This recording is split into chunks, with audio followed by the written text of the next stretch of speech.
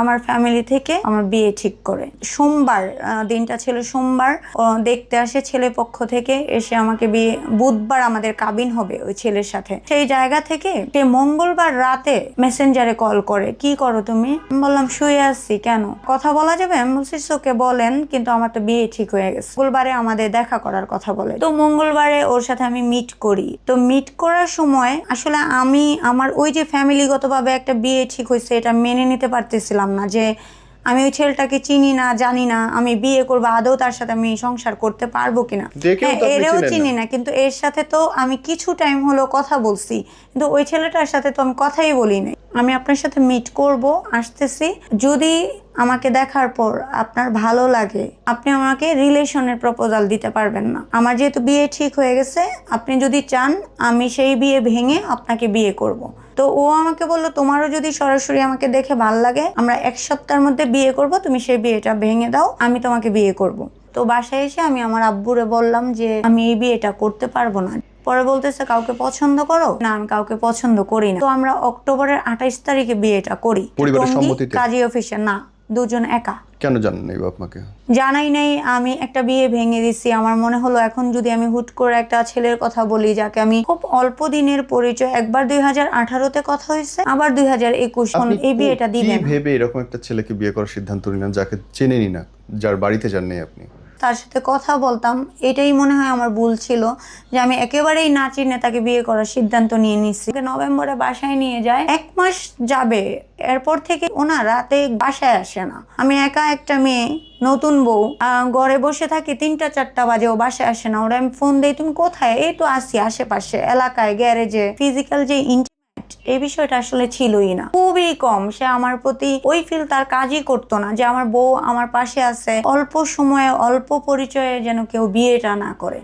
আগে তাকে চিনুক, জানুক, তার ফ্যামিলি সম্পর্কে জানুক, তার অ্যাটিটিউড কি বুঝুক, তার বিহেভিয়ার কেমন বুঝুক, এই জিনিসটা তার আগে বুঝুক। যে ভুলটা আমি করছি, যে 1 সপ্তাহের পরিচয় আমি তাকে বিয়ে করে ফেলছি আজকে, যার জন্য আমি আমার লাইফের ট্রমা থেকে আমি বের হতে পারছি না। স্টার্টিং এ যদি বলি, তার সাথে আমার 2018 সালে পরিচয় ইনস্টাগ্রামে। তো ইনস্টাগ্রামে সে আমাকে নক করতো, হাই হ্যালো মেসেজ করতো। তো তখন হচ্ছে আমি ইনস্টাগ্রামে খুব বেশি ইউজ এখনও করি না, তখনও করতাম না। তো সে হাই হ্যালো দিলে আমিও হাই হ্যালো দিতাম। আমি ইউনিভার্সিটিতে পড়ি, শান্তা মারিয়াম ইউনিভার্সিটিতে, তখন আমি বিবিএ পড়তেছি, মানে নিউ কামার, মাত্র অ্যাডমিশন নিয়েছি। তো সেই অবস্থাতে হাই হ্যালো দিলে আমিও তাকে বলতাম হ্যাঁ কেমন আছেন, বা এরকম টাইপের খুব সিম্পল অ্যান্সার। তো একদিন সে আমাকে জিজ্ঞেস করলো যে তুমি কোথায় থাকো, 2018 মানে সালের 22 এপ্রিল এটা, যে তুমি কোথায় থাকো। পরে আমি তাকে বললাম যে আমি তো উত্তরা 7 নম্বর সেক্টরে থাকি। Okay fine. তো 2018-তে এটা সম্পূর্ণই শেষ, তার সাথে আমার কনভারসেশন আর নাই। 18-র পরে 19, 20, 21 চলে আসছে। 2021-এ সে আবার আমাকে নক করে ফেসবুকে। তো আমার ইনস্টাগ্রাম এবং ফেসবুক আইডি যেহেতু সিমিলার নাম, তো সে আমাকে ফেসবুকে সার্চ করে পায় এবং সেখানে আবার কথাবার্তা বলা শুরু করে এত বছর পর। আমার মনে একটা কোয়েশ্চেন ছিল, 2018-র পর এত বছর পর কেন সে আমাকে নক করলো? এর মধ্যে তো অনেক কিছু হয়ে যেতে পারতো, বা ওরও হয়তো অনেক কিছু হয়ে গিয়েছে, একটা কোয়েশ্চেন ছিল। তো সে তার একটা বাজে অতীতের কথা আমাকে বলল। তার ও যখন লাস্টবার আবার এসএমএস করছে তখন আপনি জিজ্ঞেস করছেন যে এতদিন কই ছিলেন? হ্যাঁ, এতদিন কই ছিল। আমার কোশ্চেন এটা ছিল যে 2018-তে আপনার সাথে আমার কথা হয়েছে, এখন 2021, আপনি এতদিন পরে কি মনে করে আমাকে নক করলেন? তখন সে বলল আসলে 2018 সাল থেকেই আমি আপনাকে পছন্দ করি। তো সেই জায়গা থেকে না দেখেই না দেখেই, শুধু আমার পিকচার্স দেখতো ইনস্টাগ্রামে বা ফেসবুকে, না দেখেই ওর সাথে আমার মিট হয়নি ওই পর্যন্ত। তো তারপরে হচ্ছে আমি তাকে বললাম যে কেন তাহলে আমাকে নক করছেন আবার এত বছর পরে? আমি তো নাও থাকতে পারতাম, আমাকে নাও পেতে পারতেন। তো বলল আমি সার্চ করে দেখলাম আসলে তুমি আছো কিনা। তো যখন দেখলাম তুমি ফেসবুকে খুবই অ্যাক্টিভ, তো মনে হলো যে তোমাকে পাওয়া যাবে, নক করে কথা বলা যাবে। তো ও আমাকে হঠাৎ করে ওর একটা অতীতের কথা শেয়ার করলো, যেই অতীত নিয়ে সে খুবই ট্রমাটাইজ। সেই অতীত থেকে সে কিভাবে বের হবে সেটা একটা মেয়ে সংক্রান্ত ব্যাপার। প্রেমে ব্যর্থ হওয়া। হ্যাঁ, প্রেমে ব্যর্থ হওয়া বা মেয়েটা তাকে ছেড়ে চলে যায়, এরকম কিছু দুইজনের মধ্যে হয় না যে ওই বন্ডিংটা তাদের ছিল না। সে আমাকে খুব শর্টলি শেয়ার করে। তো মানে সে একটা কথাই আমাকে বলতো, আমাকে কে বিয়ে করবে। তো এখন আমি যদি বলে থাকি, আমি প্রোগ্রামেও বলতেছি, সে দেখতে শুনতে মাশাআল্লাহ সুদর্শন একজন পুরুষ, এক দেখায় পছন্দ করার মতো একটা ছেলে। তো আমি তাকে মানে এটা বলতাম যে আমি যতটুকু আপনার পিকচার্স দেখেছি, সে আবার পলিটিক্সের সাথেও জড়িত, আমার মনে হয় না যে কেউ আপনাকে অপছন্দ করবে। পরে আমাকে বলল যে একটা মেয়ের পিকচার দিল, দিয়ে বলল যে তো এই ছবিটা দেখে তুমি মনে করো তো এই মেয়েটা কেন আমাকে ছেড়ে চলে গেছে। আমার তো এখন সুইসাইড অ্যাটেম্প্ট করতে ইচ্ছা করে, বা অনেকবার সে নাকি সুইসাইড অ্যাটেম্প্ট করছে, কোনো না কোনোভাবে সে ওই জায়গা থেকে ফিরে আসছে, ব্যাক করছে। এখন সে বাঁচতে চায় না, যে কোনো মুহূর্তে মরে যাবে। ঘুমের ওষুধ টষুধ খায়, অনেক আমাকে ভিডিও কলে দেখায়, বাট তার প্রতি তো আমার ওই মায়া নাই। সে ঘুমের ওষুধ খেলেই কি, আমি কি করতে পারি। আমি তাকে বুঝাইতাম যে এগুলা আপনি করবেন না, বা এগুলা করা ঠিক না, তাতে আপনারই ক্ষতি হচ্ছে। তো এক পর্যায়ে সে আমাকে 2021 সালের ঘটনা, সে আমাকে বলে ফেললো, আপনি যেহেতু আমাকে এতই বুঝতেছেন, এক কাজ করেন, বিয়েটা আপনিই আমাকে করে ফেলেন। তো আমি বললাম যে আমি আপনাকে বিয়ে করব। আমি তখন দেখা দেখি নেই? না, দেখা দেখি নাই। সে আমাকে কলেই বলতেছে বিয়েটা আপনি আমাকে করে ফেলেন। তো আমি বললাম যে আমি আপনাকে বিয়ে করব, আপনি আমাকে কতটুকু চিনেন। পরে বলে কি, আমি আপনার কোনো কিছুই চিনতে চাই না, জানতে চাই না, বাড়ি ঘর কোথায় কি করেন, কতটুকু পড়াশোনা, কিছুই জানতে চাই না। আমি আপনাকে বিয়ে করতে চাই যদি আপনি চান। তো আমি কথা বলতে থাকি, এর মধ্যে তার সাথে আমার মানে মেসেঞ্জারে কথা হয়। ফোন নাম্বার পর্যন্ত সে ওই মুহূর্তে জানে না। ফোন নাম্বার নাই, অথচ বিয়ের প্রস্তাব হয়ে গেছে। হ্যাঁ, বিয়ের প্রস্তাব মেসেঞ্জারে হয়ে গেছে। क्या बात। হ্যাঁ, তো আমি, সে কি করলো, তার দোকানের একটা ভিজিটিং কার্ড তার নামে করা, সেটা আমাকে পাঠালো। বলে এটাতে আমার ফোন নাম্বার দেওয়া আছে, এটাতে আপনি কল করতে পারেন, প্লিজ কল করেন। এরকম করে সে অনেক দিন আমাকে রিকোয়েস্ট করে, কিন্তু আমি তাকে আর কল করি না। আমি বলছি না, আমি মেসেঞ্জারেই কথা বলি, যখন মনে হবে আমি আপনাকে কল করব। তো একদিন, মানে এটা 2021-এর সেপ্টেম্বর, এরকম অগাস্ট সেপ্টেম্বরের দিকে আমরা কথাবার্তা চলতেছে আমাদের। তো হঠাৎ করে অক্টোবরের দিকে মানে আবার সে কথাবার্তা অফ করে দেয়, আমার সাথে আর কথা বলে না। আর আমার দিক থেকে আমি এরকম একটা মেয়ে যে আপনি আমার সাথে কথা বলবেন না, ঠিক আছে, ওকে ফাইন, আমিও লিভ নিব, আমি জোর করে কথা বলবো না। আমি যখন দেখলাম সে এত কিছু বলার পর একটা গ্যাপ সৃষ্টি করলো, এর মধ্যে তাকেও আর আমি নক করি না, খুঁজি না, খোঁজার চেষ্টাও করি না কোনোভাবেই। এরপর দেখাটা হলো কোথায়? আচ্ছা, তো এর মধ্যে দেখাটা হয়েছে আমাদের উত্তরাতে চা বাংলো রেস্টুরেন্টে। সেটার একটা বড় ব্যাপার আছে। কি ব্যাপার? তো এটা হচ্ছে আমার ফ্যামিলি থেকে আমার বিয়ে ঠিক করে। এটা মোস্ট প্রবাবলি অক্টোবরের আপনার 10-12 তারিখের দিকে আমার বিয়েটি ঠিক করে। সোমবার, দিনটা ছিল সোমবার, দেখতে আসে ছেলে পক্ষ থেকে, এসে আমাকে বিয়ে, বুধবার আমাদের কাবিন হবে ওই ছেলের সাথে। তো সেই জায়গা থেকে সে মঙ্গলবার রাতে আমাকে, মানে আমার কিন্তু ওদিকে বিয়ে ঠিক হয়ে গেছে, বুধবার কাবিন, সে আমাকে মেসেঞ্জারে কল করে, কি করো তুমি। আমি বললাম শুয়ে আসছি। কেন? পরে বলতেছে না এমনি, এতদিন ঝামেলার জন্য তোমার সাথে যোগাযোগ করতে পারিনি। আমি বলছি আচ্ছা ঠিক আছে, তো এখন আমি কি করব? পরে বলতেছে না কথা বলা যাবে। আমি বলছি ওকে বলেন, কিন্তু আমার তো বিয়ে ঠিক হয়ে গেছে। তো বলতেছে সিরিয়াসলি? আমি বললাম হ্যাঁ। কী বারে? আমি বললাম সোমবারে কথাবার্তা ফাইনাল হচ্ছে, বুধবারে আমার কাবিন হবে। তো আমাকে বলল যে মিথ্যা বলতেছো। আমি বলছি মিথ্যা না, আপনি চাইলে আমি যে কোনো এভিডেন্স আপনাকে দিতে পারি যে আমার যে বিয়ে ঠিক হয়েছে। পরে ও আমার কথাতেই বিশ্বাস করছে। পরে ও আমাকে বলে কি সোমবারে, যেহেতু সোমবারে কথা হচ্ছে, মঙ্গলবারে আমাদের দেখা করার কথা বলে, যে মঙ্গলবারে কি তুমি আমার সাথে মিট করতে পারবা। তো তখন হচ্ছে আমি খুবই, আমার বিয়ে ঠিক হয়েছে, বাট হচ্ছে আমি খুবই অসুস্থ ছিলাম। তো অসুস্থ থাকাকালীন অবস্থায় আমি এভার কেয়ার আসি ডক্টর দেখাতে। ওখান থেকে এসে আবার উত্তরায় আমি আমার আশকোনাতে হাজি ক্যাম্পের পাশে আমার ফুপির বাসায় উঠি। মঙ্গলবার এটা, আমার তো বুধবারে কিন্তু বিয়ে। জি। তো মঙ্গলবারে ওর সাথে আমি মিট করি উত্তরা চা বাংলোতে। ও বিকালের দিকে আসে, আমিও বের হই, 2-3টা ফ্রেন্ড নিয়ে যাই, ওর একটা ফ্রেন্ড নিয়ে আসছে, মিট করি। তো মিট করার সময় আসলে আমি আমার ওই যে ফ্যামিলিগতভাবে একটা বিয়ে ঠিক হয়েছে এটা মেনে নিতে পারতেছিলাম না, যে আমি ওই ছেলেটাকে চিনি না, জানি না, আমি বিয়ে করবো, আদৌ তার সাথে আমি সংসার করতে পারবো কিনা। সামহাউ যে আমার হাজব্যান্ড, তার প্রতি আমার কেন জানি একটা মায়া কাজ করতে থাকে, যে কিন্তু এটাও তো টাইমটাতে আপনি মিট চিনেন না, করছি। জানেন না। জি, দেখেও হ্যাঁ, তো আপনি এরেও চিনেন চিনি না। না, কিন্তু এর সাথে তো আমি কিছু টাইম হলো কথা বলছি, কিন্তু ওই ছেলেটার সাথে তো আমি কথাই বলি নাই, বলবে, মানে বলি নাই তখন। মানে বলেন নাই বলবে, কিন্তু মানে বাড়ি আমার থেকে তো বিয়ে এদিকে দিলে 2 সেটা দিনের খারাপ, মধ্যে তার মানে কি? বিয়েই ঠিক হয়ে যাচ্ছে, তো ওর সাথে আমার কথা বলার সময়টাই নেই, বা যে ওর সাথে আমি একটা বন্ডিংয়ে যাব বা আন্ডারস্ট্যান্ডিং ম্যাচ হবে কিনা ওই টাইমটাই আমি পাচ্ছি না।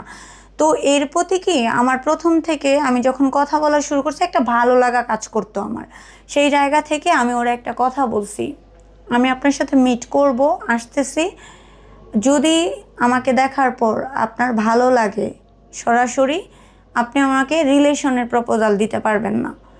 আমার যেহেতু বিয়ে ঠিক হয়ে গেছে, আপনি যদি চান আমি সেই বিয়ে ভেঙে আপনাকে বিয়ে করব। তো ও আমাকে বলল, তোমারও যদি সরাসরি আমাকে দেখে ভাল লাগে, আমরা 1 সপ্তাহের মধ্যে বিয়ে করব, তুমি সেই বিয়েটা ভেঙে দাও, আমি তোমাকে বিয়ে করব। তো তার কথাতে কেন জানি আমি ভরসা পাইলাম যে আমি ওই ছেলেকে চিনি না, জানি না, তাকে আমার সামনাসামনি দেখে ভালো লাগছে। First impression is the best impression, আমার মনে হলো যে না, ভালো লাগার মতো বা তার সাথে আমার ম্যাচ হবে। তো সেই জায়গা থেকে আমি মঙ্গলবার চলে আসি ওর সাথে মিট করে, এই কথাবার্তা দিয়ে যে কমিটমেন্টে যে আমরা বিয়ে করব। জায়গা থেকে হচ্ছে আমরা মানে ফিক্সড করলাম আমরা 1 সপ্তাহের মধ্যে বিয়ে করব। ওরাও আমি এরকম বললাম, তুমি যদি 1 সপ্তাহের মধ্যে আমাকে বিয়ে করে দেখাতে পারো, আমি ভাববো তুমি আমার লাভ করো। মানে অনেকেই তো প্রেম করে বিয়ে করে না, আমি তো প্রেমে যেতে চাচ্ছি না, তুমি আমাকে বিয়ে করো। ওরও সেম কথা, তুমি যদি বিয়ে না করো আমি ভাববো 8-10টা মেয়ের মতো তুমিও খারাপ, তুমি শুধু প্রেমই করতে চাও, বিয়েতে তুমি রাজি না, তুমি মজা নিতে চাও। সে আমাকে খুবই ডিরেক্ট কথাগুলো বললো। তো বাসায় এসে আমি আমার আব্বুরে বললাম যে আমি এই বিয়েটা করতে পারবো না যার সাথে আমার বিয়ে ঠিক হয়েছে। তো সেই জায়গা থেকে কেন করতে পারবে না প্রশ্নবিদ্ধ হলাম, যে ছেলেটাকে আমার পছন্দ হয় নাই। পরে আমার বাবা মা আমাকে বললো, তখন কেন বলো নাই, আমরা তো কখনোই তোমার মতের বাইরে যাইনি, তুমি তো এগ্রি করছো বিয়ে করবা। আমি বলছি এখন আমি এগ্রি না। পরে বলতেছে কাউকে পছন্দ করো, বললে বলো। আমি বলছি না, আমি কাউকে পছন্দ করি না। ওই পর্যন্ত আমি বাসায় স্বীকার করি নাই যে কারোর সাথে আমি একটা চুক্তিতে পরে আবদ্ধ স্বীকার হয়ে করছেন গেছি। কখন? স্বীকারটা করছি হচ্ছে ওই যে আমরা অক্টোবরের 21 তারিখে আমরা সিদ্ধান্ত নেই এরকম, আমার তো 12-15 তারিখের দিকে ওই বিয়ের করতে কথা ভেঙে চলে। দিলেন। হ্যাঁ, ভেঙেও যায়। তো আমরা অক্টোবরের 28 তারিখে বিয়েটা করি, সেটা পরিবারের টঙ্গী সম্মতিতে? কাজী অফিসে না, দুজন একা। কেন জানেন নাই বাপ মাকে? জানাই নাই, আমি একটা বিয়ে ভেঙে দিছি। আমার মনে হলো এখন যদি আমি হুট করে একটা ছেলের কথা বলি যাকে আমি খুব অল্প দিনের পরিচয়, একবার 2018-তে কথা হয়েছে, আবার 2021-এ, এমন একটা ছেলের কথা বলি, আমার ফ্যামিলি থেকে এখন আপনি এই বিয়েটা কি দিবে না। ভেবে এরকম একটা ছেলেকে বিয়ে করার সিদ্ধান্ত নিলেন যাকে চেনেনই না, যার বাড়িতে যান নাই আপনি? তার বাড়িতে যাই নাই, তাকে চিনিও না, জাস্ট তার সাথে কথা বলতাম। এটাই মনে হয় আমার ভুল ছিল, যে আমি একেবারেই না চিনে তাকে বিয়ে করার সিদ্ধান্ত নিয়ে নিছি। আমার তাকে চেনা জানা উচিত ছিল তখন। এটা তো ভাই আমার 1 কাপ কফি খাওয়া না, এটা তো বিয়ে, সারা জীবনের ব্যাপার। মানে স্টুপিডিটি কেমনে করে মানুষ? আমিও করে ফেলছি এটা আমার জীবনের, আমি এখন মনে করি সবচেয়ে বড় ভুল ছিল আমার এটা, যে আমি কেন তাকে চিনি নাই, জানি নাই, তার ফ্যামিলি কি, তারা আমার সাথে ইন ফিউচারে কি করতে পারে, আমি কোনো কিছু না বুঝে তার এক কথায় যে 1 সপ্তাহের মাথায় বিয়ে করবা, হ্যাঁ বিয়ে করবো, আমি এগ্রি করছি। এনিওয়ে, বাসায় জানাজানি হয় কতদিন পরে, উঠায় না আচ্ছা, কতদিন পরে? বাসায় হচ্ছে আমরা তো বিয়ে করি অক্টোবরের 28 তারিখ। তো বিয়ে করার পরই ও আমাকে খুব প্রেশার দিচ্ছে, বাসায় জানাও, বাসায় জানাও, না হলে কিন্তু আমি লোকজন নিয়ে বাসায় এসে জানাই দিব। তো আমি এই ব্যাপারগুলো খুব ভয় পাচ্ছিলাম। আমি বলতেছিলাম বারবার যে তুমি আমাকে একটু টাইম দাও, মাত্র তো বিয়ে করলাম, হুট করে বাসায় জানাই, এটা আসলে কি ইম্প্যাক্ট পড়ে, একটু টাইম দাও। তো ও যখন খুবই প্রেশার ক্রিয়েট করতেছে বিয়ে করার 3 দিন পর থেকে, পরে হঠাৎ করে আমি আমার বাবার সাথে খুবই ফ্রেন্ডলি, মার থেকেও বেশি। আমি একদিন আমার বাবাকে বললাম, মানে একেবারে ডিরেক্ট বলে ফেললাম আমি বিয়ে করে ফেলছি। ওরা আব্বু শুনে আমাকে একটু মানে ওনার মতো করে অনেক রাগ টাগ দেখাইলো। এখন মারে নাই কখনো, আমার বাবা আমাকে গায়ে হাত তোলে নাই, এত বড় অন্যায় করার পরও আমাকে মারে নাই। তো মারা উচিত ছিল, সেদিন মাইরা যদি ফিরাইতো আজকে এই ঝামেলা ফিরতে হইতো না। মারে নাই, উনি সব সময় মানে আমি অনেক ভুল করছি আমার লাইফে, উনি আমাকে ওই জায়গা থেকে সরানোর চেষ্টা করছে বা বোঝানোর চেষ্টা করছে। মানে আমার বাবাই আমার একমাত্র ছায়া, যিনি আমাকে এখন পর্যন্ত, যার কারণেই হয়তো আমি বেঁচে আছি, আদার্স আমার আর কিছুই নাই। তো তারপর আমি যখন জানাই আমি বিয়ে করছি, আমাকে বলে ছেলেটার ছবি দেখাও। তো আমি ফেসবুক থেকে বের করে তার ছবি দেখাইছি, বলে বিয়ে যে করছো প্রমাণ কি? তো আমরা যখন কাজী অফিসে রেজিস্ট্রি করি, আমরা মানে ওই পিকচারগুলো আমি আমার ফ্যামিলিকে দেখাই। তো দেখানোর পর মানে আমার মাও অনেক রেগে টেগে যায়, বললো ও আচ্ছা এই বিয়েটা ওই জন্য ভাঙছো তাইলে। তো ঠিক আছে, আমি ওই জন্যই ভাঙছি, আমি স্বীকার করি। তো এখন আমি ওর সাথে আলাপ আলোচনা করি, এখন কি করা যায়, এটা কিভাবে দুই ফ্যামিলিকে একসাথে করা যায়। আমার ফ্যামিলি তো তোমার ফ্যামিলির সাথে কথা বলবে না। তো ও বললো সমস্যা নাই, আমার মা বিষয়টা জানে, আমি আমার মাকে বিয়ে করার আগেই জানাইছি যে আমি তোমাকে ভালোবাসি, বিয়ে করব। তো আমার মা ব্যাপারটাকে এগ্রি করছে। বিয়ের টাকা পয়সাও আমি আমার মার কাছ থেকে নিয়ে আসছি। সে আমাকে বলল যে উনি সবই জানে, আমার মা তোমার বাবার সাথে কথা বলবে। তো হয় কি, অক্টোবরের মাস চলে যায়, নভেম্বরের দিকে, নভেম্বরের ফার্স্ট উইকে ওর ফ্যামিলি থেকে আমার বাসায় ওর মা কথা বলে, আমার বাবার সাথে ফোন দিয়ে কথা বলে যে ওরা তো দুজন ভুল করেই ফেলছে ভাই, এখন আমরা যদি মেনে না নিই, বিয়ে তো করে ফেলছে, এখন ব্যাপারটা খারাপ দেখা যায়, আমরা ওদেরকে মেনে নেই, চলেন এটা কাউকে ওইভাবে জানার দরকার নাই, আমরা একটা অনুষ্ঠান করি ছোটোখাটো। তো আমার বোনের তখন ইন্টারমিডিয়েট পরীক্ষা চলে, আমার বাবাও ব্যাপারটাকে খুব স্মুথলি এগ্রি করলো যে আচ্ছা ঠিক উঠে আছে। গেলেন কত সালে? বাসায় নিয়ে গেল কবে? বাসায় নিয়ে গেল নভেম্বরে। নভেম্বরে। হ্যাঁ। ঝামেলাটা শুরু হলো কবে থেকে আপনার? ওর সাথে আমার ঝামেলা শুরু, আমাকে যখন মানে ছোটোখাটো একটা কাবিনের মতো করে অনুষ্ঠান করে দুই ফ্যামিলি মিলে, ওর কিছু গেস্ট ছিল, আমার কিছু গেস্ট ছিল। তারপরে ওরা যখন আমাকে নভেম্বরে বাসায় নিয়ে যায়, নিয়ে যাওয়ার পর থেকে আমি ওর বাসায় থাকতে থাকি, মানে 1 মাস যাবে, এরপর থেকেই আমি একটা জিনিস দেখি বা রিয়েলাইজ করি, ও না রাতে বাসায় আসে না। আমি একা একটা মেয়ে, নতুন বউ, ঘরে বসে থাকি, 3টা 4টা বাজে, ও বাসায় আসে না। ওরা আমি ফোন দিই, তুমি কোথায়? এই তো আসি আশেপাশে এলাকায়, গ্যারেজে ব্যস্ত। তো আমি তো একা, তুমি ঘরে আসো না কেন? আমি একা, আমি জাস্ট ওরে কি এই উদাহরণগুলো বেশি দিতাম, তোমার তো আরও 2টা ভাই আছে, বউ আছে, তোমার ভাইরা তো সময় মতো বাসায় চলে আসে। তো ও আমাকে একদিন বললো কি আচ্ছা তুমি একটা টাইম দাও আমাকে, কোন টাইমে বাসায় আসলে তুমি হ্যাপি হবা?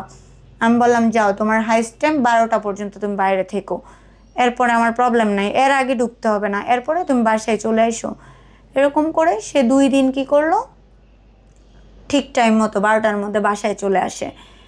এসে তার একটা সমস্যা হচ্ছে কি, সে এর 2 দিন পর থেকে আবার সে ওইটাই লিড করে যেটা সে করতেছিল, যে 4টা 5টায় ঘরে ঢুকে দরজায় নক করে দরজা খোলো, এটা নিয়ে তার সাথে আমার প্রতিনিয়ত ঝগড়া হয়। এরকমভাবে ঝগড়া হতে হতে ওর মা একদিন আমাকে বলে বসে, আমার বাড়িতে থেকে এই ধরনের কার্যকলাপ তুই করতে পারবি না, আমাকে বলতেছে।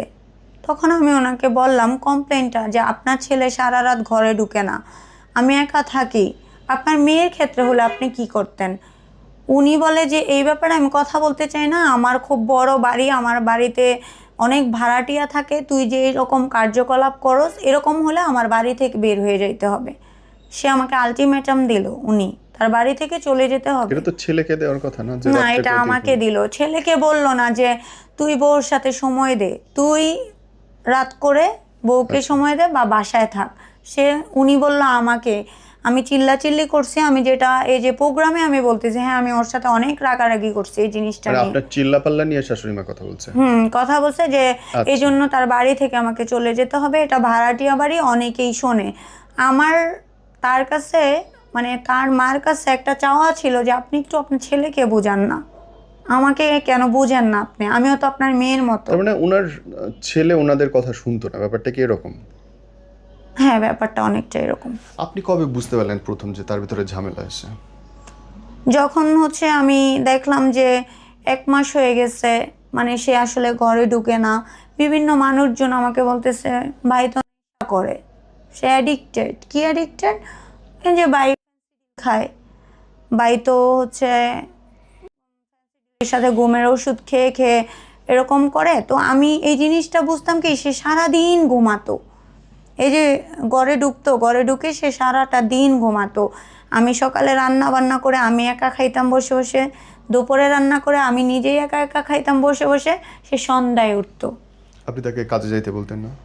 তার কাজ আমার সাথে বিয়ে হওয়ার আমি ঠিক 1 সপ্তাহ আগে জানতে পারি তার রড সিমেন্টের যে বিজনেস ছিল সে সেটা সেল করে দেয়। তখন তার কাজ বলতে আর তেমন কিছু থাকে না, সে একটা বাইং ফ্যাক্টরির সাথে ইনভলভ ছিল। তো ওইটাও পরে কি জানি প্রবলেম হয়, ওইটা থেকেও সে সরে আসে, পার্টনারশিপ নিয়ে প্রবলেম হয়। তো তার সেই ক্ষেত্রে আমি কোনো কাজ আসলে সে করতো না। আমি তাহলে টাকা পয়সা কোত্থেকে আসতো? টাকা পয়সা এই যে তাদের বড় বাড়ি আছে, বাড়ি ভাড়া পায় 2 লাখ টাকার মতো। এটা তো তার বাপ পায়, সে কি পায়? সে কিছুই পায় না, কিন্তু বিয়ের আগে এগুলো তার জানতো না? আউটিং মানে তার আউট হয়তো কোনো সোর্স ছিল যেভাবে তার টাকা পয়সা আসতো। বাট আমি আসলে ওগুলা ওইভাবে আমাকে সে বুঝাইতো না আসলে টাকা পয়সা কিভাবে আসতো। হ্যাঁ, গড়ে খাবার দাবার আমার কোনো কিছুর কমতি ছিল না। আমি যখন যেটা চাইতাম, ড্রেস আপ থেকে শুরু করে যখন যা চাইতাম সবই দিত। কিন্তু আমার মধ্যে বা আমাকে ভালো রাখা বা ভালোবাসা এই জিনিসটা তার মধ্যে ছিল না আসলে। সে এটা মেনটেন করতে পারে নাই। আপনি নিজের চোখে দেখছেন তার? নিজের চোখে বলতে ফার্স্ট একদিন আমার ফুপি মারা যায়, সেদিন আমি ফার্স্ট তাকে করতে দেখি। সে আমার সামনে আমার রুমে বসে খাচ্ছে। সমস্যা নাই তো। তো আমার 3টা টেস্টই পজিটিভ আসে, মানে কোনো সমস্যা নাই আমার। ওকে সব কিছু ওকে 3টা টেস্ট দেয়, এর মধ্যেও 2টা টেস্ট করায়, আর একটা টেস্ট সে কোনোভাবেই করবে না, সেটা হচ্ছে সে বাবা হতে পারবে কিনা। এখন এটা নিয়ে আমার মধ্যে প্রচুর খারাপ লাগা চলে আসছে, যেটা আমি জানতে পারি এই টেস্টটা বাবা হতে পারবে কিনা, বাট এই টেস্টটাই আমার হাজব্যান্ড করাতে চাচ্ছে না। এখন আমি কি করব? আমি কাকে কি বলবো? তো সেই জায়গা থেকে আমি অনেক রিকোয়েস্ট করি তাকে, টেস্টটা তুমি করাও করাও। তো ও বলল না আমি আজকে টেস্ট করব না, তুই আমাকে জোরাজোরি করবি না, হসপিটালে তোরে মাইর দূর করবো, সিন ক্রিয়েট করবো, এরকম করতেছে। করে না সে হসপিটাল থেকে এক পর্যায়ে আমাকে রেখে বের হয়ে গেছে। রাত তখন 11টা বাজে। যেই ম্যাম আমাদের টেস্ট দিচ্ছে উনি ওনার গাড়ি নিয়ে বের হচ্ছে, আমাকে বলে তুমি এখনও যাও নাই?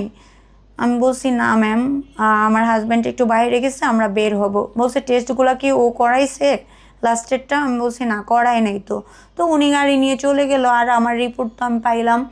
ও আমাকে বাইরে থেকে সুন্দর করে ফোন দিয়ে বলতেছে যে দেখো টেস্টটা আমি কালকে করাবো, আজকে চলো বাসায় চলে যাই, অনেক রাত হয়ে গেছে। তো আমি বললাম খুব একটু একঘেয়েমি করতেছি, না কেন তুমি আজকেই করাও আজকেই করাও এরকম করতেছি। তো ও আমার প্রতি ফেড আপ হয়ে যায়, না আমি আজকে টেস্ট করব না।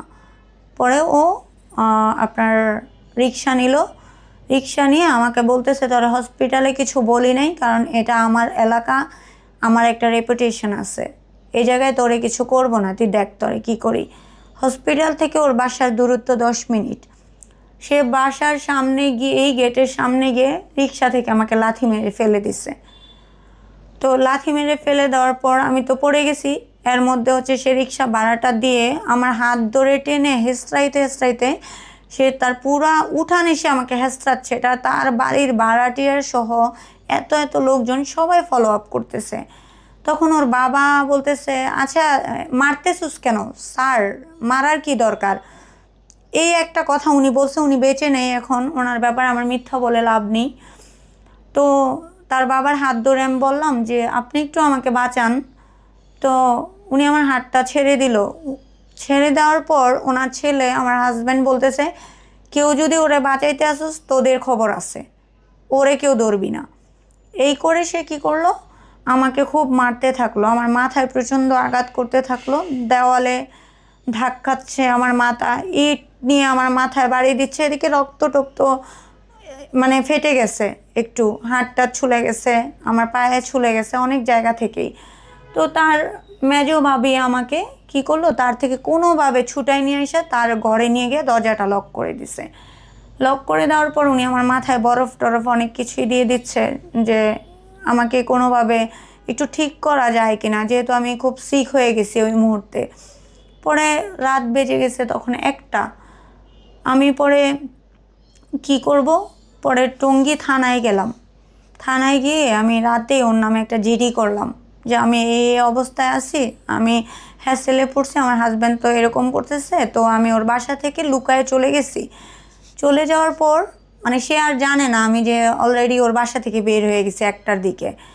পরে আমি টঙ্গী থানায় জিডি করার পর আমি ওই জিডিটা করে আমি পুলিশকে বললাম এত রাত হয়ে গেছে স্যার, আমি বাসায় কিভাবে যাব, আমি এমনি অসুস্থ হয়ে পড়ছি ফিজিক্যালি। পরে ওনার পরিচিত একটা সিএনজি ড্রাইভার দিয়ে আমাকে নরসিংদী পাঠানোর ব্যবস্থা করলো। আমি চলে আসলাম।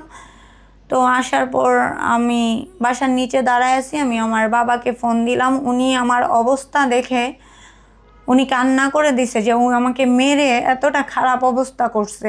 তো আমি বাসায় উঠলাম, উঠে মানে ড্রেস চেঞ্জ করলাম, করার পরে দেখি ও আমাকে মেসেজ দিচ্ছে এভাবে আপনার হাত মোটা মোটা করে। আমার কাছে আছে মেসেজ, মানে পিকচারগুলো আছে যে তুমি ফিরে এসো, আমার ভুল হয়ে গেছে, আমার লাশ পাবা তুমি যদি না আসো, এরকম অনেকগুলা টেক্সট করছে।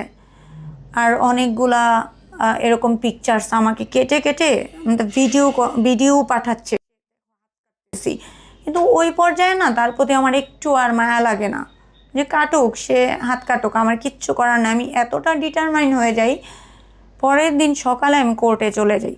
কোর্টে গিয়ে ওরা একেবারে কাউকে কিছু না বলে, এই যে বিয়েটা কাউকে না বলে করছি, ওরা আমি ডিভোর্স দিয়ে দিই।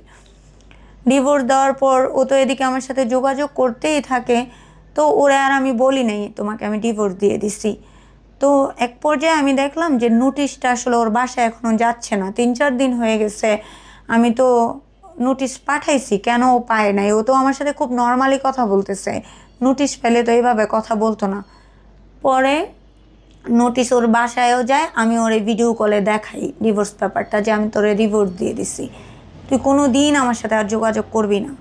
তো সেই জায়গা থেকে সে আবার অনেক কান্নাকাটি করে আমাকে ভিডিও কল দিয়ে একটা দড়ি নিচ্ছে, খাটের উপরে চেয়ার নিয়ে ফ্যানের মধ্যে দড়িটা আটকালো।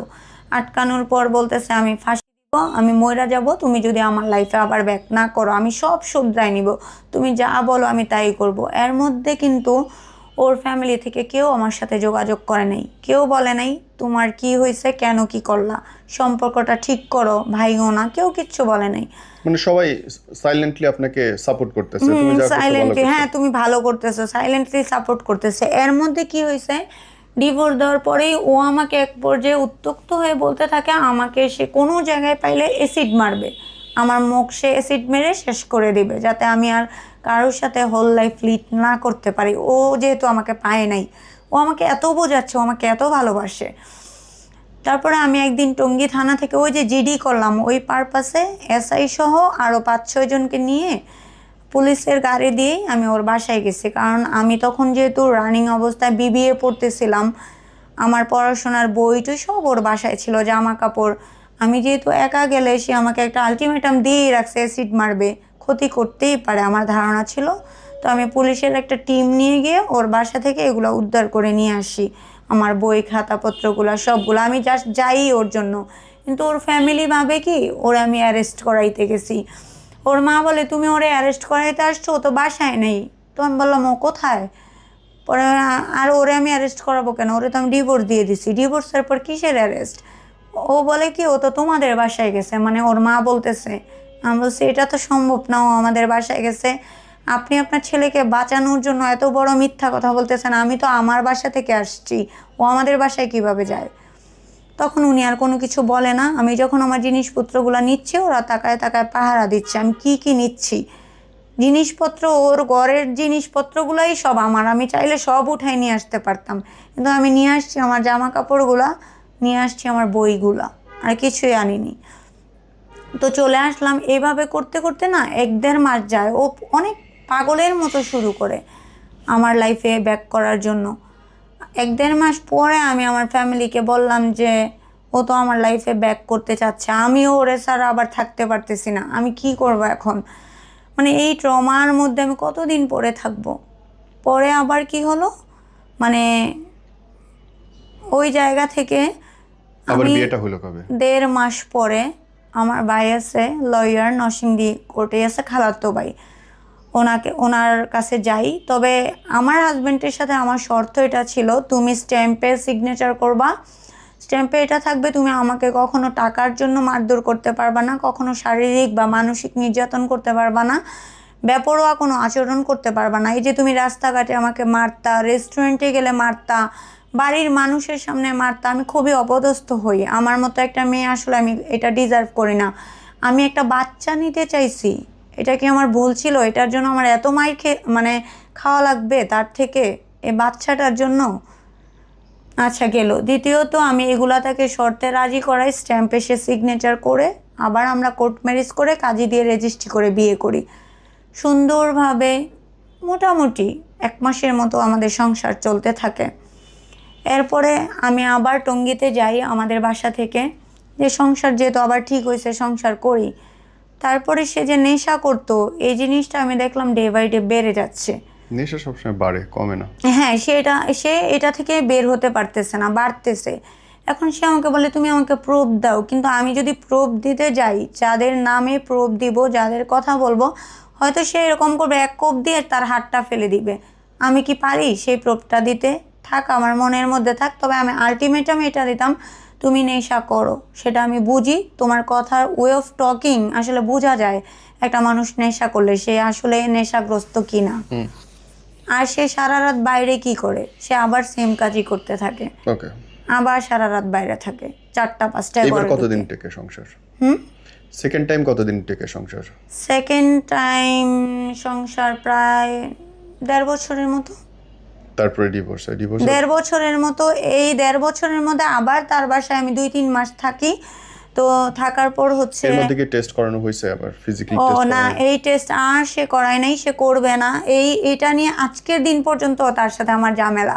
তাকে আমি, তার মানে সে সামহাও জানে যে তার অসুবিধাটা কোথায়, কিন্তু সে তো আমাকে বলে না যে আমার অসুবিধা আছে। আমার কথা হচ্ছে, তুমি যদি জেনে থাকো, আমি তাকে একটা কথা 1 সপ্তাহ আগেও বলছি যে তোমার যদি প্রবলেম থেকে থাকে, ধরো তুমি বাবা হতে পারবা না, আমি তাও তোমার সাথে থাকবো, আমি আর কি বলবো তাকে? আন্ডারস্টুড। এখন তাইলে বোন, তার মানে সেকেন্ড টাইম ডিভোর্স হলো, তারপর আপনি আবার বিয়ে করলেন? হ্যাঁ, এখন কি সেকেন্ড টাইম অসুবিধা? ডিভোর্স করার পর আবার তাকে বিয়ে করছি আমি। এখন অসুবিধা কই তাইলে? এখন অসুবিধা হচ্ছে এই যে আবার তাকে বিয়ে করছি, এখন তো আমি আমার বাবার বাসায় থাকি অনেক দিন ধরে, আমি আমার বাবার বাসায় থাকি টঙ্গীতে, আর আমি যাইও না থাকিও না। ও মাঝে মাঝে আমার কাছে আসে। আর ওর সাথে আমার সবচেয়ে আরো বড় যে প্রবলেমটা হচ্ছে, ও আমার সাথে কানেক্টেড থাকে না, মানে যোগাযোগে নাই সে। মানে হচ্ছে আমি তাকে ফোন দিচ্ছি, আজকে ফোন দিলাম, তার যদি মনে হয় সে 6-7 দিন পরে আমার ফোনটা ব্যাক করবে। ফোন তো ধরবেই না, ব্যাক করার কথা অনেক পরে, 6-7 দিন পরে ব্যাক করবে। আপা একটা জিনিস বলেন, ধরেন আমরা শেষ করবো অ্যাকচুয়ালি, আপনি যে অদ্ভুত একটা সম্পর্কে জড়াইলেন, এই থেকে বেরোনো একটা টক্সিক রিলেশনশিপ, দুইজন গায়ে হাত তোলা হচ্ছে, থানা পুলিশ হচ্ছে, নেশা ঢুকে গেছে, শারীরিক দূরত্ব আছে, নিজেরা ইচ্ছায় বিয়ে করলেন, 3বার বিয়ে করলেন, 2বার ডিভোর্স দিলেন। মানুষ যদি আপনার কাছ থেকে শেখে, কি শিখতে পারে বলেন তো, আপনার ঘটনা থেকে? আমার ঘটনা থেকে আমি যদি বলবো, মানে আমার ভিডিওটি যারাই দেখবে বা প্রোগ্রামটা যারা দেখবে, আমি এতটুকু তাদেরকে বলবো, আমার মতো ভুল যেন কেউ না করে। অল্প সময়ে অল্প পরিচয়ে যেন কেউ বিয়েটা না করে। আগে তাকে চিনুক, জানুক, তার ফ্যামিলি সম্পর্কে জানুক, তার অ্যাটিটিউড কি বুঝুক, তার বিহেভিয়ার কেমন বুঝুক, এই জিনিসটা তার আগে বুঝুক।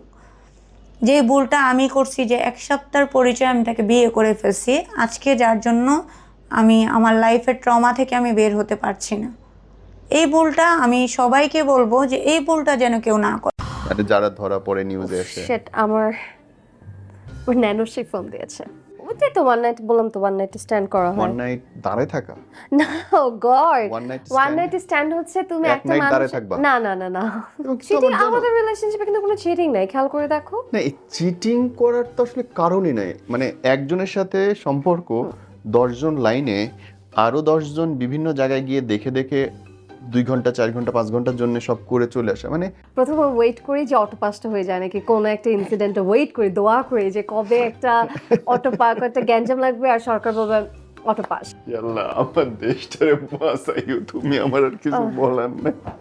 কেন আরো 20টা বছর পরে জন্মাইলাম না সেই চিন্তা করছি। That's your bad luck. Yeah, that's my bad luck. Allah master. Hey, Genji people. Thank you so much for joining me. Hello. Hello. হ্যাঁ। আমরা শুরু করছি। ওহো, আচ্ছা সরি। বলেন। না আমি আসলে নোটিস করি নাই, মোবাইল দেখতেছিলাম তো। আমার মজা লাগে আপনাদের এই ব্যাপারটা যে আপনারা সবকিছুতেই জেনজি যারা আছেন তারা সবকিছুতে মোবাইল অনেক ইম্পর্টেন্ট তাদের কাছে। It's really matter. কারণ আপনি তো মোবাইল দিয়ে সবকিছু আপডেট থাকছেন না, সো মোবাইল ইজ ইম্পর্টেন্ট। ওকে, পড়ালেখার টাইম পান? হ্যাঁ, একটু মাঝে মাঝে পড়ালেখা করি তো। মাঝে মাঝে হ্যাঁ মাঝে মাঝে। আপনারা তো সবাই অলমোস্ট এখন ছাত্র বা ছাত্রী, হ্যাঁ স্টুডেন্ট। তো কবে কবে পড়া হয় বা কতদিন পর পর পড়তে বসেন? পড়ি আসলে it's depend on my mood. আমার আসলে যখন মুড হয়, এখন তো আসলে জোর করে তো আর পড়া যায় না, রাইট? জোর করে আমার পড়া একটা যায় না। মুড, হ্যাঁ অফকোর্স মুড আসার একটা ব্যাপার আছে। মনে করেন আজকে একটু অনেক বেশি বোর হচ্ছি, কিছু করার পাচ্ছি না, তখন হয়তো আমি একটু পড়তে বসি। মানে পড়ালেখাটা রেগুলার করাটার জিনিস না। এটা তো রেগুলার করার জিনিসটা, আর সোশ্যাল সাইট থেকেও পড়া যায়। লাইক ফ্রেন্ড অনেক সময় নোটস পাঠায় মোবাইলে, তখন একটু মোবাইল একটু স্ক্রোল করলাম, একটু দেখলাম নোটসে কি কি আছে ইম্পর্টেন্ট, তখন একটু দেখে নিলাম আর কি। পরীক্ষার প্রস্তুতি কেমন করে হয় তাহলে? পরীক্ষার প্রস্তুতিটা বেসিকলি কি প্রথমে ওয়েট করি যে অটো পাসটা হয়ে যায় নাকি, কোনো একটা ইনসিডেন্টে ওয়েট করি, দোয়া করি যে কবে একটা অটো পাস, একটা গ্যাঞ্জাম লাগবে আর সরকার বলবে অটো পাস। আর যদি এটা না হয় তারপর সেকেন্ড ট্রাইটা করি হচ্ছে আন্দোলনটাতে। আসলে এটা এটা তো মানে ডিপেন্ড করে কে করতে চায়, এখন অত তো সবাই নামতে চায় না, বা নামেও। সেকেন্ড ট্রাই থাকে যেটা হচ্ছে প্রশ্ন খোঁজা, ফাঁস মানে প্রশ্নটা ফাঁস হয়েছে নাকি ওটা আগে ফার্স্টে ট্রাই করি। তো ওটা থাকলে তো হ্যাঁ পাওয়া তো যাই, তো ওখান থেকে হয়তো পড়ে যায়। আর যদি না পাই তাহলে হয়তো একটু একটু একটু স্যাররা যেসব ইম্পর্টেন্ট দিয়ে থাকে ওগুলা পড়ে। স্যাররা ফেল করায় না? স্যাররা ফেল মানে রেজাল্টে ফেল করায় দেয় না? সারা না, তাদের সাথে কোচিংয়ে পড়লে আর ফেল হওয়ার কি চান্সেস? বোর্ড এক্সাম হলে একটু টাফ হয়ে যায়, একটু ভেরি ডিফিকাল্ট, কারণ ওখান তো আসলে খাতা অন্য জায়গায় চলে যায়, সিট অন্য জায়গায় পড়ে। বাট যদি ভেতরে এক্সাম মানে নিজের স্কুল কলেজে পড়া এক্সামে এত প্যারা নাই, টিচারদের কাছে পড়লেই হয়, নাম্বার দিয়ে দেয়। ফিউচারটা কেমন করে আপনারা চিন্তা করেন? ফিউচারটা আমরা একটু একটু একটু একটা ইম্পর্টেন্ট টেক্সট এসেছে, একটু রিপ্লাই দিয়ে নেই। Important text? কোনো ন্যাশনাল ক্রাইসিস? না না না না না, ও ফ্রেন্ড জিজ্ঞেস করতেছিল যে আমি এই যে একটু পর হ্যাং আউটে যাবো নাকি, তো ওটা রিপ্লাই করলাম যে আমার শ্যুটটা শেষ হলে তারপর যাচ্ছি। হ্যাং আউট ঝুলা থাকে না? না না না, হ্যাং আউটস নট লাইক ফ্রেন্ডদের সাথে ঘুরতে যাওয়া, বাট যে ওইটাই আর কি, একটু টিকটকস বানানো, একটু রিলস মেক করা, এই আর কি। বাহ বাহ বাহ। তো আপনার আচ্ছা, কি জানি ফিউচার, question না না না, খুব গুরুত্বপূর্ণ প্রশ্ন। ফিউচার নিয়ে কি চিন্তা করে এরা আসলে? আমরা ফিউচার নিয়ে কি চিন্তা করি আসলে, একটা জিনিস আমি বিলিভ করি, আপনি প্রেজেন্টটাকে উপর ফোকাস থাকেন। কালকে আমি বাঁচবো নাকি না বাঁচবো তো আসলে কোনো গ্যারান্টি নেই। কিন্তু যদি বেঁচে যান তাহলে চাকরি বাকরি কে দেবে? এখন তো আমি মাত্র মানে কলেজে পড়ি, আমার তো এখনো অনেক সময় চিন্তা করার। এখন তো আসলে চিন্তা করে লাভ নেই, এখন I have to enjoy my life. পরে না আমার দায়িত্বগুলো নেব। আর বেশি হয়ে গেলে যদি দেখি যে বেশি স্ট্রাগল করা লাগছে, একটা সুগার ড্যাডি তো খোঁজাই যায়। It's not a big deal. Right, it is, yeah, it's not a big deal right now. কি জঘন্য অবস্থা। বাই দ্য ওয়ে, জঘন্য মানে না না আমি আপনাকে বলছি না, পাগল নাকি? ওই যে ধরেন আমার পাশের বাসার কুত্তাও চিল্লাইতেছে, আমি জানি না কেন, কাদের কথা শুনে আসলে। কুত্তা, it's dogo or you can call them dog. Yeah, sorry. They are lovely, you know. Yeah, they are very lovely. আচ্ছা, এই যে ধরেন আপনারা তো অনেক ক্রাইসিসের মধ্যে থাকেন, রিলেশনশিপ ক্রাইসিস নিয়ে। এবং অনেক রকমের টার্ম, আমাকে একটু বুঝান তো ব্যাপারগুলো, গ্রামারগুলো কেমন কি? এখন আপনি কোন টার্মস জানতে চান? মানে আমি যে একটা করে আপনি আবার কি টার্মে আছেন? ও আমার আসলে অনেকগুলা, আচ্ছা অনেকগুলা মিক্স হইছে। এখন কি এখানে ওটা ওপেনলি বলবো নাকি? মানে আমাদের শিক্ষার জন্য, আমরা যারা একটু বুড়ো মানুষ, আমরা যারা এই সম্পর্কে জানি না, আধুনিক না, তারা একটু শিখতে চাই আচ্ছা যে কি রকম কি ঘটে এখনকার ছেলে। যেমন অনেকগুলো টার্মস আছে, লাইক ব্রেড ক্রাম্বিং, দেন হ্যাঁ, দেন ন্যানোশিপ, সিচুয়েশনশিপ। ন্যানোশিপটা কি ছোট জাহাজ? নো, ইটস লাইক আপনার কারোর সাথে একটা পার্টিতে গেলেন বা কোনো বিয়ে শাদিতে গেলেন, একটা ইন্টারাকশন হলো, আপনার ভালো লাগলো, তার সাথে হচ্ছে মানে এটা খুবই ছোট, মানে এইটার লেন্থ অনেক, ডিউরেশন অনেক বেশি কম, লাইক ইটস উইক যায়, আর ওই ইনস্ট্যান্ট ভালো লাগলো, দ্যাটস ইট, ন্যানোশেপ। আমার অলরেডি একটা ন্যানোশেপ আছে আর কি, ইটস লাইক বিন 1 উইক আমি ওর সাথে আছি। মানে কোথাও হাত গেলে বের হয়ে যায়। কাউকে দেখলেন কোনো রেস্টুরেন্টে বা পার্টিতে, হ্যাঁ, ইটস লাইক ভালো লাগলো, আপনার ইন্টারাকশন করলেন, এটা খুবই শর্ট ডিউরেশন হয়ে থাকে, লাইক বললাম না যে উইকস অর এইটাকে 10 কি days আগে এরকম বাংলায় না। লুচ্চামি বলতো?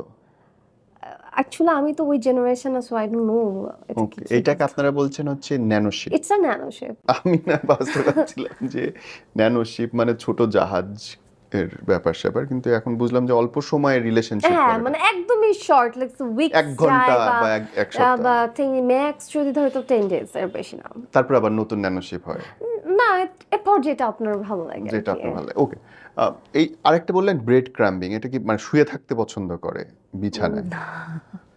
তাহলে কি, you are sorry, so funny, আপনি কি আসলে টার্মস গুলো না জানেন আমি না? জানি না, আমি প্রথমবার শুনছি লাইফে। আচ্ছা আচ্ছা, ব্রেড ক্রাম্বিং ইজ লাইক আপনি হচ্ছে একটা মানুষকে হয়তো একটু টেক্সট করলেন, হ্যাঁ। ওই মানুষটাকে হচ্ছে আপনি একটু অ্যাটেনশন দিয়ে তাকে আপনি একটু ইন্টারেস্টেড রাখলেন নিজের আচ্ছা। প্রতি আর কি। ওকে, তো মানুষটাকে আপনি হঠাৎ করে ওকেশনাল একটা টেক্সট করলেন, বা হ্যাঁ। তার একটু সোশ্যাল সাইড থেকে একটু ইন্টারেস্ট ইন্টারেস্ট দেখানোর মতো কথা বললেন, মানে হ্যাঁ। Just keep that person interested, রাখো তুমি ইন্টারেস্টেড। তারপর পার্সনটা যখন আপনাকে ভালো লাগবে, বাট আপনি কমিটমেন্টে যাবেন না, এই আর কি।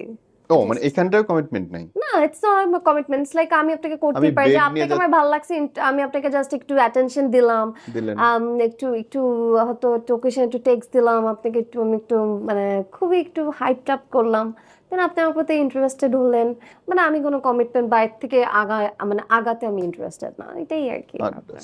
ওকে, আমরা দুইটা শিখলাম, একটা হচ্ছে ন্যানোশিপ, গড মাফ করো, আর একটা হচ্ছে ব্রেড ক্রাম্বিং, আর থার্ড কি? অনেকগুলো টার্মস আছে আসলে, তোমাকে আচ্ছা সরি আপনাকে আমি ইটস ওকে, আপনি যেভাবে কমফর্ট ফিল করেন বলেন। আসলে আমি খুব একটা ইউজ টু না আপনি বলে, আমি মানুষকে আসলে তুমি বলে ইউজ টু। এবং আপনাদের জেনারেশন অধিকাংশ মানুষই দেখি সবাইকে তুমি বলে, হ্যাঁ মানে এত তাতে তো বাপের বয়স ডিফারেন্সিয়েট হোক বা করে তো ছোট হোক। কিছু নাই, তুমি ইটস তুমি, আপনি যাবে, আপনি না, আপনি it's so backdated, you know, মানে কেমন যেন লাগে বলতে, তুমি বলতে একটু ক্লোজ লাগে আর কি। মানে ধরেন একজন বাপের বয়সী লোক, সেও যদি ক্লোজ না হইতে চায় তারপরেও তুমি বলতে হবে? মানে এত আপনি বলে তো রেসপেক্ট দেখানো যায় না, মানে যায় আপনার না। সাথে তো কোনো রেসপেক্টের সম্পর্ক নাই, আপনি আমি বলার আপনাকে সাথে- আপনি বলে পিছনে গালি দিতে পারি, ও আর আমি আপনাকে তুমি বলে রেসপেক্ট করতে পারি, ইটস বেটার যে তুমি বলে রেসপেক্ট পাও, রাইট? ও, মানে আপনি বলে রেসপেক্ট দেওয়া যায় না, মানে কত কিছু শিখতেছে আজকে, মাশাআল্লাহ। জি, বলেন না আরো কিছু শিখি। ও, আরেকটা হচ্ছে আপনার আছে situationship. Situationship is situationship is like কোন একটা বিপদে পড়া। God was so funny. সেটা হচ্ছে তোমাকে আমি বলি সিচুয়েশনশিপটা কি। হ্যাঁ, ইটস please। মানে more than friendship and less than relationship, এটা আমি কি এটা কেমনে হইতে পারে? মানে ফ্রেন্ডস উইথ বেনিফিটসও তো আছে, ইউ নো দ্য টার্ম, আই আর আমি একটা সিনেমা দেখছি, বন্ধু হয়ে বন্ধুর সঙ্গে দুষ্টামি করে। হ্যাঁ, that's called friends with benefits, হ্যাঁ। বাট দে এটা স্টিল জঘন্য জিনিস। স্টে ফ্রেন্ডস, হ্যাঁ। ওইটা না। বাট এটা হচ্ছে তোমার লাইক তোমার কাউকে ভালো লাগলো, লাগলো, তুমি তার সাথে হচ্ছে ঘুরতেছো ফিরতেছো, একটা ইন্টিমেসি, ফিজিক্যাল ইন্টিমেসিও থাকে, হ্যাঁ। মানে রিলেশনশিপের মতো তোমরা সবকিছুই করতেছো, বাট ওটাতে কমিটমেন্ট থাকা যাবে না। That is situation. হ্যাঁ, দ্যাটস আ সিচুয়েশনশিপ, যে তোমাদের অ্যাকচুয়ালি কোনো কমিটমেন্ট নাই, বাট তোমরা অ্যাকচুয়ালি বয়ফ্রেন্ড গার্লফ্রেন্ডের মতোই ঘুরছো ফিরছো, ফিলিংস আছে, বাট কোনো কমিটমেন্টে যাওয়া যাবে না। ইভেন তুমিও ফ্রি ওখান হ্যাঁ। থেকে, তোমার যদি আরো কাউকে বেঞ্চিং করতে ইচ্ছা করে, তুমি কি করে? বেঞ্চিং করতে পারবা। বেঞ্চিং, হোয়াট ইজ বেঞ্চিং? ও বেঞ্চিং মিন্স হচ্ছে তুমি কাউকে আদার অপশন এক্সপ্লোর করা আর কি।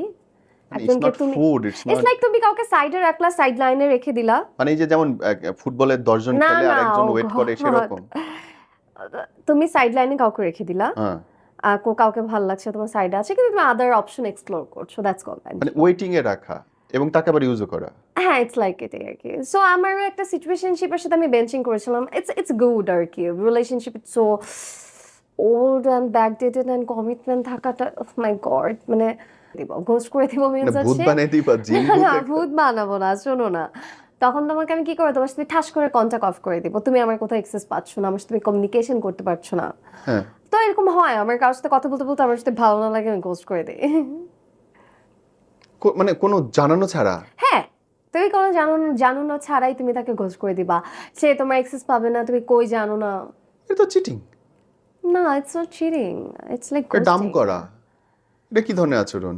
গোস্টিং আবার তো ব্যাক করতে পারে, তোমাকে আমি ঘোস্ট করলাম, মনে করো আমি কেউ আছে ঘোস্টিং করে একবারই কাট অফ করে ফেলে, আবার অনেক আছে যেমন আমি মনে করো আমি তোমাকে, আমার তোমার সাথে কথা বলতে ভালো লাগতেছে না, আমি তোমাকে ঘোস্ট করে দিলাম ফর সাম ডেজ, লাইক আমি তোমার সাথে কোনো কমিউনিকেশন করছি না, তারপর ঠাস করে আমি আবার ব্যাক আসবো, আরে হাই হাউ আর ইউ, আমার এখন আমার হয়তো মুড আসলো তোমার সাথে কমিউনিকেট কর, এই আর কি। আরে খোদা কি মুশকিল। Please next. Love bombing? Bomb মারা? না না তো জঙ্গি আতঙ্ক ভাই। আল্লাহ, বিশ্বাস করো তোমার সাথে আমি মানে শুটটা করে এত মজা পেয়েছি, তুমি অ্যাকচুয়ালি জানো না আসলে তোমাদের ওল্ড জেনারেশনস আর কি বলবো। সেটা হচ্ছে লাভ বম্বিং, ইটস লাইক যে আমি তোমাকে শুরুতে অনেক, যেমন আমার একটা ফ্রেন্ড বলে আমি থেকে লাভ বম্বিং করছি, অ্যাকচুয়ালি আই ডিডন্ট অ্যাকচুয়ালি। তো লাভ বম্বিং হচ্ছে আমি তোমাকে অনেক অ্যাটেনশন দিচ্ছি প্রথমে, মানে কমিউনিকেশনের শুরুতে, বাট রিলেশনশিপের শুরুতে অনেক বেশি ইন্টারেস্ট দেখাচ্ছি তোমাকে, অনেক বেশি অ্যাফেকশন দেখাচ্ছি, অনেক ইম্পর্টেন্স দিচ্ছি, একদম তোমাকে হাইপ আপ করে মানে করে ফেলতেছি, বাট মানে তোমার যখন অ্যাটেনশন আমি পেয়ে গেছি, তারপর মনে করো বাট আমি কোনো কমিটমেন্টে যেতে রাজি না আর কি। মানে অনেক ভালোবাসা দেখায় তারপরে পুট করে নাই না, it's like manipulation, one kind of love bombing. তারপরে তাকে ইউজ করা মানে কোনো কমিটমেন্ট আসলে যেতে চায় না লাভ বম্বিং। তোমাকে আমি আমার প্রতি ইন্টারেস্টেড করতেছি, বাট তাহলে কেন করলা? It's fun. Oh that's fun, কারণ মন নিয়ে খেলা ফান। এখন তো আসলে কেউ সিরিয়াস না কোনো কিছুতে, এভরিথিং ইজ ফান। ইয়াল্লা। দেন এটা সবচেয়ে মজার, এটা আমার আমি উইন্টার সিজনে অনেক করে থাকি, কাফিং করে থাকি। I don't understand. মানে এটা হচ্ছে লাইক উইন্টারের সময় কেউ যদি একটু মানে ফর ওই সিজনটাতেই আর কি, সিজনাল আর কি। মানে প্রেম সিজনাল হইতে পারে? অফ কোর্স, মানে উইন্টার সময় you are not in a relationship, তোমার কারোর সাথে ইন্টিমেট হওয়ার মতো তোমার কোনো পার্টনার নাই, তখন তুমি হয়তো চাইলেই তোমার একটা উইন্টারের সময় একটা রিলেশনশিপে জড়ালা, তারপর তুমি গরম আসলে আবার ছেড়ে দিলাম। কারণ উইন্টারের সময় একটা কাজল লাগে না, একটা কাজল লাগে, একটু ঘুরতে ইচ্ছা করে, মনে হয় একটা ইন্টিমেসি ক্রেভ উঠে না, এটাই আর কি। না উঠে তো না, মানে শীতের সময় ঠান্ডা লাগতেছে, আমি একটা ছেলেরে ধরে নিয়ে আসলাম আমার কাছে, কিছুদিন রাখলাম, ঠান্ডা চলে গেল, তারে চাই দিলাম যা তোর সাথে সম্পর্ক এক্স্যাক্টলি নাই। Like that. ইয়াল্লা, কি শুনিতেছি আমি। এটা হয় তোমাদের জেনারেশনে ভাই? অফ কোর্স, অনেক হয়, আর অনেক টার্মস আছে, মানে আমার বিশ্বাস করো। এভরিথিং কি অনেক আছে, আই জাস্ট মানে এটা শেষ করতে পারবো না। রিজ আছে, অরবিটিং আছে, এগুলো অরবিট তো হচ্ছে যে মহাবিশ্বে যেই ঘুরে যেই সব। না এটাও it's like one kind of ghosting টাইপের। আমার মাথা বিশ্বাস করো ভাই ঘুরতেছে, কেমনে পারে তোমাদের জেনারেশন এটা রাখতে মাথায় এত কিছু? কেন আমাদের জেনারেশন আই গেস ভেরি কুল। আপনাদের যেমন এই যে আমি দেখি অনেক পুরান মানুষদের হাজব্যান্ড চিট করছে, তাতে থাকতেই হচ্ছে সাথে, তারপর হচ্ছে মার খাচ্ছে, তারপর সন্তানের কথা চিন্তা করে তারা থাকছে। ওয়াই? ইটস বেটার না আমাদের জেনারেশন লাভ বম্বিং করবে, ব্রেড ক্রাম্বিং করবে, বেঞ্চিং করবে, নানো সেই situation say কাফিং, O my god, raids করবে, everything is so good. Cheating আমাদের রিলেশনশিপে কিন্তু কোনো চিটিং নাই, খেয়াল করে দেখো না। এই চিটিং করার তো আসলে কারণই নাই, মানে একজনের সাথে সম্পর্ক 10 জন লাইনে আরো 10 জন বিভিন্ন জায়গায় গিয়ে দেখে 2 ঘন্টা 4 ঘন্টা 5 ঘন্টার জন্য সব করে চলে আসা, মানে দরকারটা কি তাহলে? ডিটিআর, আমাদের রিলেশনটা কিন্তু ডিটিআর থাকে, মানে ডিফাইন দ্য রিলেশনশিপ। তো আমরা কিন্তু আমাদের ডিফাইন করে দেই যে আমাদের রিলেশনশিপটা ও মানে ভেরি ক্লিন, ও সামনের লোকটাও জানে যে আমি 2 ঘন্টার জন্য। বাহ বাহ বাহ, কেন আরো 20টা বছর পরে জন্মাইলাম না সেই চিন্তা করছি। That's your bad luck. Yeah that's my bad luck, আল্লাহ বাঁচাইছো। আচ্ছা এনিওয়ে, এই জেনারেশন কে শোনা যায় অনেক বেশি নেশার মধ্যে ডুবে থাকে। নেশা না, এইটাকে বলেছে আমরা একটু ডিফারেন্ট ওয়ার্ল্ডে যাওয়ার জন্য একটু ইন্টারেস্টেড থাকি, তাহলে নাসার স্পেসশিপে চলে যাও না? মানে ওটা তো লাইক বাঁচবো না মরবো, ওটা তো কোনো গ্যারান্টি নাই, ওতে গিয়ে গেলে তো ব্যাক করার কোনো অপশন নেই। বাট এটা খেলা যেমন একটা ডিফারেন্ট, খুব কালারফুল লাগে, একটু মানে খুবই মাইন্ডটা রিল্যাক্স থাকে, যেহেতু আমরা অনেক স্ট্রেসে থাকি। প্রচুর পড়ালেখা করা লাগে না, মানে ইনকাম করা লাগে না।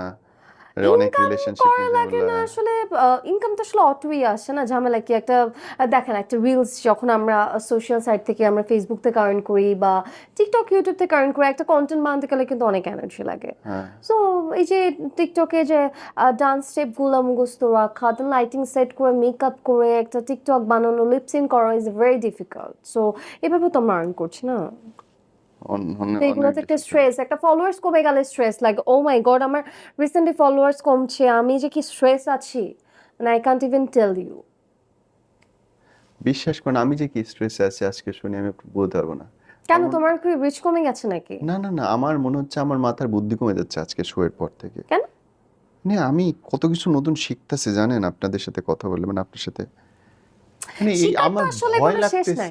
ভয় লাগতেছে আপনারা যখন বড় হবেন আপনাদের হাতে যখন দেশ অস্ত্র অর্থনীতি কি হবে তখন দেশের। আমরা তো অলরেডি বড়, এন্ড আমরা কিন্তু কেন, আমরাই তো আন্দোলন করে, আমরাই তো সবকিছু করি, দেশের এখন যা সিচুয়েশন তো আমাদের আমাদের জন্যই।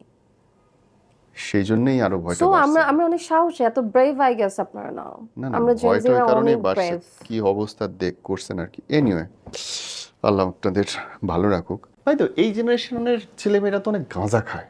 ইটস নট গাঁজা, আমরা পট করি, পড কি? মানে ইটস লাইক উইড করি আমরা। উইড মানে তো গাঁজাই, বাট সাউন্ডস সো ডিসকাস্টিং। কিন্তু ধরো নাম দিলেও তো গাঁজাই থাকতেছে। নো মানে একটা ব্যাপার আছে না, একটা লেভেল আছে না। পট গাঁজা তো বস্তির মানুষরা খায়, আমরা তো পট করি বা হচ্ছে আমরা উইড করি, এটা তো অ্যাকচুয়ালি আমরা ক্লাসি পিপলরা করি। মানে একই জিনিস, নাম দিলে কি ক্লাস বাইরে গেল? আই ডোন্ট নো, বাট তারপর একটা তোমরা গাঁজা ডিফারেন্সিয়েট খাচ্ছ আর আছে। বলতেছো পড করতেছো ভাই, অফ কোর্স আমরা পট করি, ওটা গাঁজা না। বললাম না গাঁজা বস্তির মানুষরা করে, আমরা পট করে আর উইড করি। কিন্তু একই তো জিনিসটা নাকি? হ্যাঁ পট নাকি ওর সঙ্গে- অ্যাকচুয়ালি ইংলিশে উইডি বলে, হ্যাঁ হ্যাঁ। ও তাইলে তো এত বেশি গাঁজা খাই কেন তাহলে ইয়াংরা? এই গাঁজা generation। খেলে হয় কি আমাদের ব্রেন অনেক শার্প হয়ে যায়, আমরা আমাদের ওই কাজটাতে অনেক ফোকাস থাকতে পারি, আমাদের ব্রেন অনেক খুলে যায়, অ্যান্ড মানে আমরা খুবই ফোকাসড হয়ে থাকি, মানে it's a good thing I guess. So একটা কাজে ফোকাস হওয়ার জন্য। কিন্তু কোনো কাজই তো করে না এই জেনারেশন, সব তো স্টুডেন্ট, কাজ কই? ওমা, এই যে আমরা যে কন্টেন্ট বানাচ্ছি, এত যে ডলার্স আসছে, কোত্থেকে আসছে? আমাদের জন্যই তো আসছে বাইরে থেকে। সব বাবার কাছ থেকে টাকা নেওয়া লাগে না? Of course not, we are independent. আমরা এসব বাবা থেকে নেই, একদমই নেই না বললে তো হবে না, তারা তো আমাদের জন্ম দিয়েছে, তাদের তো ডিউটিজ আছে, না নিলে আবার তারা কষ্ট পাবে। সো যখন মনে হয় একটা গাড়ি দরকার, বাবার থেকে কত একটা টাকা নিয়ে গাড়ি নিয়ে আসলাম, বা ভার্সিটিতে, সরি আমি তো এখনো কলেজে পড়ি, ভার্সিটিতে রিসেন্টলি উঠবো, যেমন বাবাকে বলেছি যে একদম টপ ভার্সিটিতে কিন্তু আমাকে পড়াতে হবে, লাইক সাউথ আইইউবি এরকম টাইপের টপ নট সেগুলো ভার্সিটি আছে। ও তো পরীক্ষা দিয়ে চান্স পাওয়াটাও তো মুশকিল। তো অনেকগুলো সেশন থাকে, তো একটাতে না ঢোকাই যাবে, আর ভার্সিটি তো অভাব নেই, আর নাহলে বাইরে চলে যাব। সো এগুলাই বাবাদের ডিউটি, আর বাকি যে আমার যে সব যে ঘোরা ফেরা যে কস্টগুলো, এগুলো তো আমি বের আচ্ছা, করি। এখানকার এই জেনারেশনের মধ্যে তো অনেক মানে ছেলে মেয়ে প্রচুর পরিমাণে বাইরে যাওয়া, ঘোরা, একসাথে নাইট স্টে করা, তারপরে ওয়ান নাইট স্ট্যান্ড করা হয়, হ্যাঁ গ্রুপ হ্যাঁ, স্টাডির নামে একসাথে থাকা। ওইটাই তো ওয়ান নাইট বললাম, তো ওয়ান নাইট স্ট্যান্ড করা হয়। ওয়ান নাইট দাঁড়ায় থাকা? না oh God, one night one night stand হচ্ছে তুমি এক একটা night মানুষ, দাঁড়ায় থাকবা? না না না না তাই তো ওয়ান নাইট স্ট্যান্ড, এক রাত দাঁড়ায় থাকা। না, ওয়ান নাইট স্ট্যান্ড হচ্ছে, তোমাকে আমি বলতেছি, ওয়ান নাইট স্ট্যান্ড তুমি আমি একজনের দাঁড়ায় থাকবো। একজনের সাথে তুমি জাস্ট এক রাত